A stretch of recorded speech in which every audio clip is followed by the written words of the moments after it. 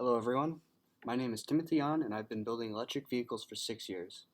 I built a hub drive bike for my first bike, a mid drive bike for my second, and another hub drive bike for my current bike. My next project is my entry for the SVIC. My plan is to build an electric Velomobile. But before I tell you about that, let me explain why I'm building it. Over the years, I've discovered that I like to go really far on my electric bicycles. On more than one occasion, I've exceeded 100 miles in one go. But how does one turn an electric bike into a long-distance vehicle?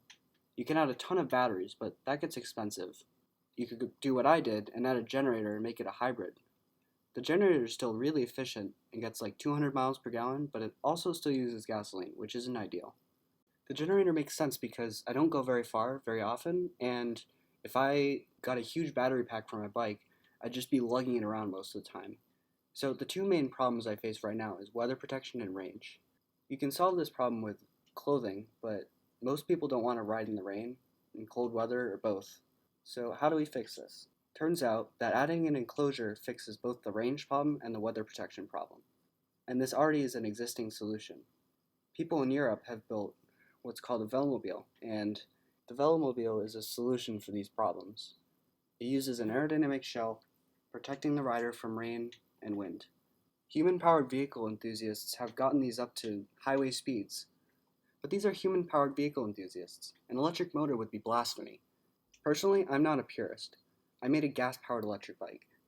So what would happen if we stuck an electric motor on one of these? Well, some people do. They use electric assist motors for their Velomobiles, which helps them go uphill. But if we put a big motor on one of these, we could do things that cars can do, like go on the highway. Let's compare the consumption of an e-bike and a Velomobile at 60 miles an hour. An e-bike uses 25 watt-hours per mile at around 25 miles an hour. A Velomobile at 60 miles an hour uses 30 watt-hours per mile.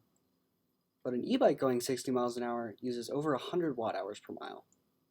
For comparison, a Tesla Model 3 uses 277 watt-hours per mile on the highway. And a gas car uses, well, yeah. This drastically reduced power consumption allows us to do some really cool things. For one, we can go over 400 miles using just 15 kilowatt hours of energy.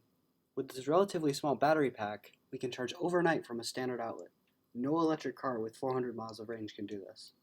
With the right battery chemistry, you could theoretically charge up in under 10 minutes using existing supercharger technology. Imagine a world where your personal vehicle doesn't have to be complicated. Imagine a world where you could just plug your car into the wall. And imagine a world where you don't have to worry about how much it's going to cost to get somewhere.